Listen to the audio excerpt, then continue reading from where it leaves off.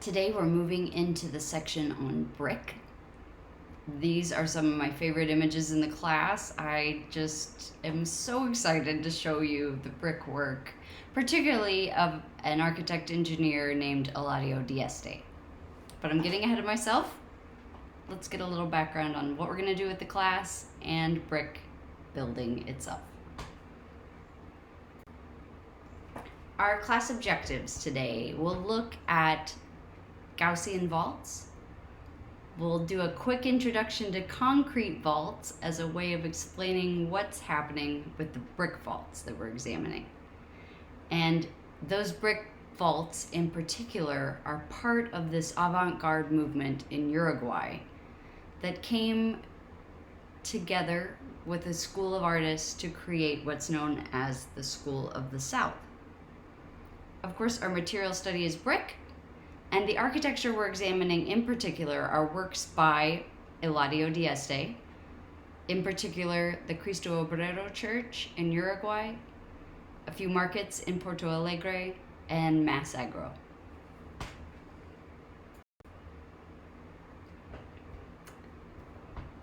Hopefully you started out watching this film before getting into this lecture. As you did, there were several different ways that brick building was tied to the history of building for humans. If you need to, go back, listen to that again, and take a few notes as to what was being said, what stood out from that video for you. Keep those, compile them, and then you're going to send them with a few other things in an email to me at the end.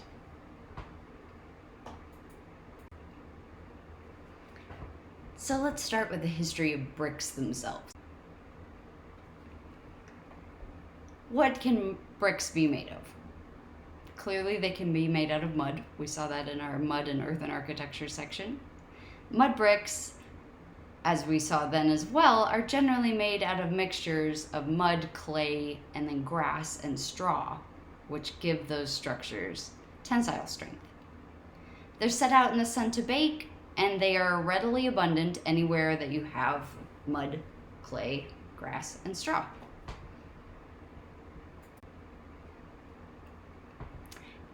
Ancient fired bricks are generally made of clay, and they're baked in a kiln. If you aren't familiar with what a kiln is, look it up. It's generally just kind of a small oven that heats to extraordinary temperatures.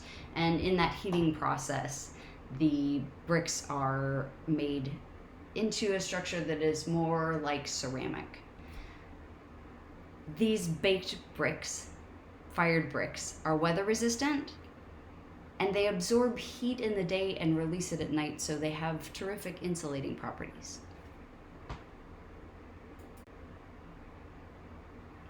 Chinese fired brick has an added element to it. There's a decorative imprint that shows up sooner in Chinese fired brick than in, say, the bricks of the Roman Empire. They're highly structural, and they'd be used to build the Great Wall approximately 800 years after their creation, or after the earliest sources we have of them.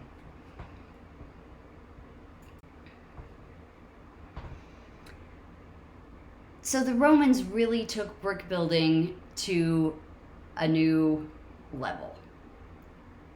Different from people firing bricks for their local construction, for their homes, for public buildings, for forums and temples, things that we've seen in past lectures. The Romans created mobile kilns, and here you've got an image of a kiln that shows you just how. Here we have ceramic pieces, pottery, earthenware, being fired, but just how bricks could be fired on a massive scale across the Roman Empire.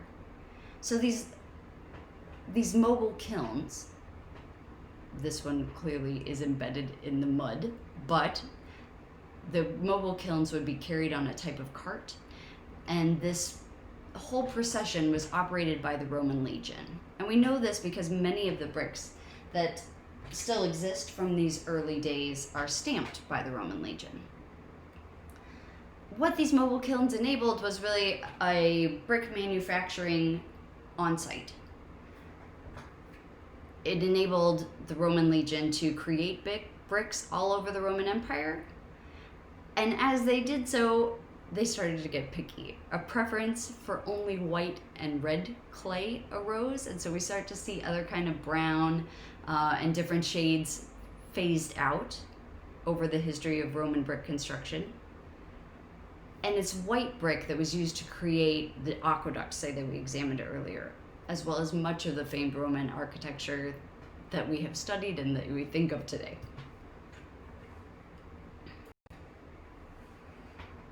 In their prolific creation of bricks, the Romans evolved and created three primary styles. There are a variety of others, but these were in the most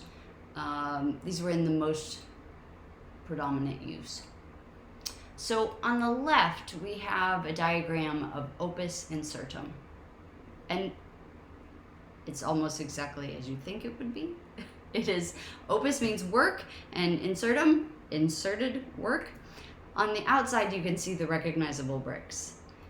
That second layer in is a pile of stones, and then finally a very early form of concrete. We'll get into that more in our concrete section. But the bricks in opus incertum are really decorative. They've created something structural between that concrete inner core and the stones on the outside, but they found it ugly, and so they wanted to create a uniform layer on the exterior. So again, bricks in this circumstance, highly decorative. They're not being used for their structural benefits.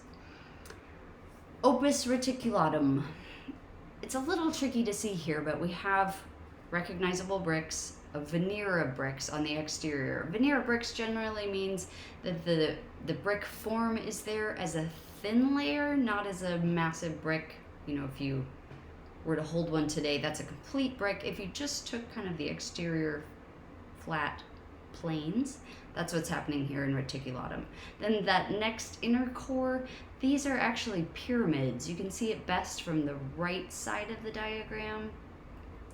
They're brick pyramids, and they point inward, almost like teeth that are holding that inner concrete fill together. There are places now where we see that exterior veneer has fallen away, and you can see the work of the opus reticulatum inside. Finally, opus testaceum. Here, that stone layer has fallen away. We're down to two primary substances in the making of brick walls, brick buildings in ancient Rome. And again, from the exterior, the bricks look like we imagine them, long rectangles, but you can see that on the inside they're actually triangular in shape. Again, this was done in order to brace that concrete from the inside, or it was thought to be a better brace for the concrete inside. Three important styles to know.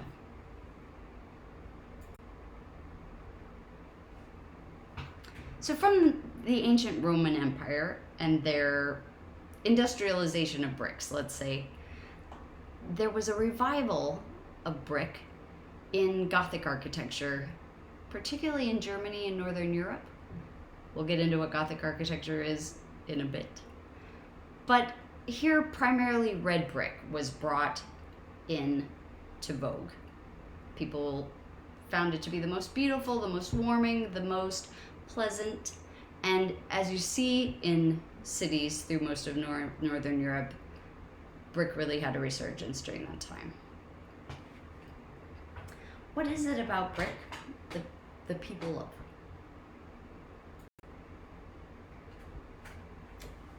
Over and over again, as we heard in that first video for this section, brick is thought of as a building material for the human scale. What does that mean?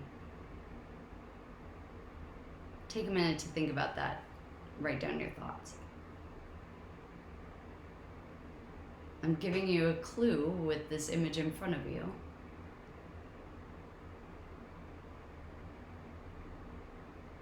There's several different associations that tie brick to the human scale. One, most bricks have a relationship to the size of the human hand. You can imagine picking up a brick, an individual brick, in a way that you can't imagine picking up some of the stones from the Egyptian pyramids, for example, or some of the stones from the pyramids at Teotihuacan. They're just not in line with something a single human hand could hold or operate. The other thing is, as demonstrated by this image, you can see by looking at a brick building, you can kind of imagine the height of people. Now here we have a very uniform block of white, probably American kids. But we have an idea of their height, their scale, their size that's being communicated to us by the brick behind their bodies. In that way, brick is a human scale material in that we can orient ourselves to it. It might seem counterintuitive at first, but as you walk around your neighborhood, you'll get a better feeling for what I'm talking about. The desire to orient architecture, building, and design to the human scale is as old as Leonardo da Vinci, if not before, certainly probably before, and certainly globally. This desire to think about proportion, to think about a relationship to human arms, legs, torsos, bodies in building, it makes perfect sense, right? You're not going to build a house that is completely outscaled for a human. Then you get a sort of Alice in Wonderland effect. No. It's part of the idea of building for humans, that you build for the human scale. But this really takes on this becomes an intellectual quest for many architects across the world and across the decades. I'm going to use Le Corbusier here as one particular example. Throughout the 1940s, Le Corbusier, who is one of the 20th century's most renowned architects, one of the most famous, also highly, highly problematic. We only have a second to get into that here, but Le Corbusier was obsessed with figuring out how to both bridge the metric system and Anglo-Saxon systems of measurement. He was frustrated with the fact that, from his experience, let's say Europe, India, and the United States were on two different scales of measure. In order to bridge this gap, and sort of out of an egoism of his own, he created the idea of a modular, which is just it's a term that he gave to this image that we're seeing here that has a 6-foot man with a raised hand, scaling all the proportions of the graphs and dimensions around him. The modular for Le Corbusier, as you can see from the bottom image, if you look very carefully, you have a seated man, possibly on a stair step. You have someone seated a little higher than maybe in a chair, an office chair kind of position, then standing with raised arms, etc., until you have the arm raised up overhead. And then just to the right of that, you have kind of an office space that he's diagrammed. You have a set of bookshelves that would come up to that modular's shoulders. You have a desk on the very far right, and you're seeing the top of the desk chair kind of facing you and looking out. What he thought he could do was scale architecture, furniture, all of the design world to this idealized 6-foot man. Okay, it's an interesting experiment. Let's think just for a second about the problematics of that, right? Le Corbusier himself was this 6-foot man, so he's designing the world to fit him perfectly. He is a white European man with a particular set of dimensions. This becomes problematic when we try to fit women, let's say, into his furniture, which on average are smaller than men, but not always. It also becomes problematic for any men who are of any different height or scale. So what we see here is like a drive towards a norm, a drive to create something that, well, if it's good for the white 6-foot man, it's got to be good for everybody else. And we all know the problems with that. Nonetheless, I'm using this example to show you the way that the drive towards unifying or connecting architectural scale to the human body has been an important and sometimes an obsessive quest for many. So let's think about scale more broadly for a minute. If we think about the scale of the intangible divine, as we did through abstraction, that fits our examples of the Hajj, as we looked at divine abstraction in the architecture of Islamic mosques. If we want to think about the scale for communicating something like a divine monarchy, often that scale is elaborated through massive stone masonry, as we've seen. Brick, on the other hand, is seen as the material of humanism. It's oriented around humans, as we just explored in the last slide. This is contestable, but it's one way of thinking about brick and its scale. Let's look at why. As you look at this row of houses,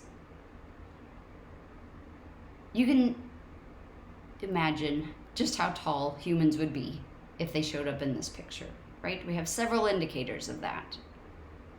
One of which is the height of the steps. We know how to think about how tall a person would be on a staircase, for example. And then up at the door, you don't even realize it, but because of that brickwork, the stonework also contributes. You can imagine the height of a human standing at that front door, whether it's you, whether it's a child, whoever it is. You can imagine where they're going to fit in this schema. It's because bricks are measurable. We consider them approachable. They're an unintimidating material. They can also create an immediate sense of scale relative to the human body.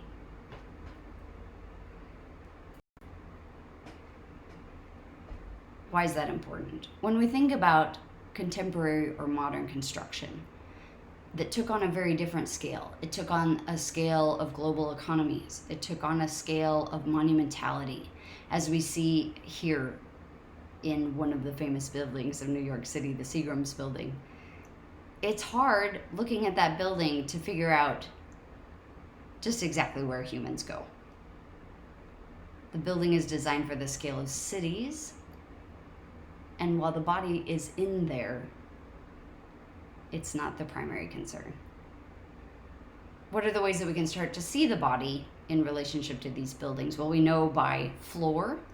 Each floor height in the building is going to have something to do with the proportions of humans, whether it's a 10-foot ceiling height on each floor, 15-foot, an 8-foot ceiling height. We can start to figure it out. And of course, we have the little human beings down here on the sidewalk that give us an immediate cue. But if they weren't there, these are the ways you can start to think about the relationship between scale and architecture.